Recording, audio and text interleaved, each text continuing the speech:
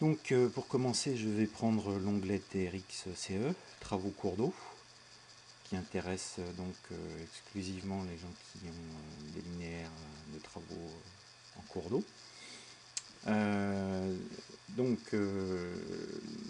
Je prends l'exemple là qui est exposé pour la dive. Donc pour une masse d'eau, une même masse d'eau ou un affluent de celui-ci, hein, si vous êtes de celle-ci, si vous avez décidé de détailler vos travaux,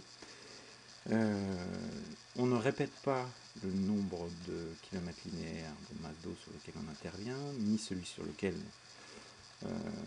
sur lequel on intervient, ni la longueur de masse d'eau totale. Et on précise donc les années prévisionnelles et les années de réalisation pour une même tranche. Donc ici on voit qu'on a bien une tranche prévisionnelle qui était en 2008 et on est intervenu en 2009 et en 2010 pour cette même tranche.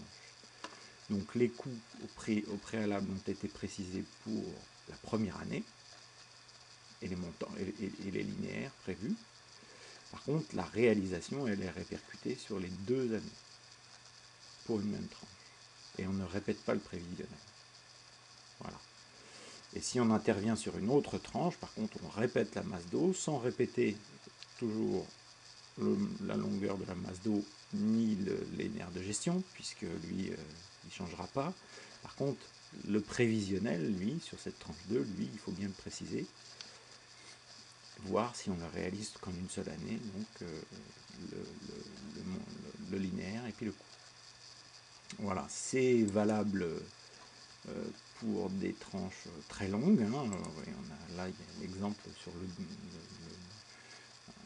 une autre masse d'eau sur la dive qui s'est fait sur 4 ans, sur lequel on a décomposé, en fonction d'un linéaire prévu en 2010, les travaux qui se sont faits de 2010 jusqu'à 2013.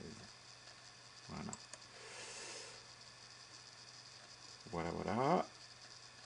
Et puis c'est valable à chaque fois, sur chaque sous-bassin, vous pouvez décomposer de cette même manière. Donc c'est les coûts que vous renseignez ici qui seront repris après dans les bilans détaillés par tranche, puis les bilans par tranche, les bilans détaillés par année et les bilans par année. Voilà, c'est ces coûts-là que je reprends.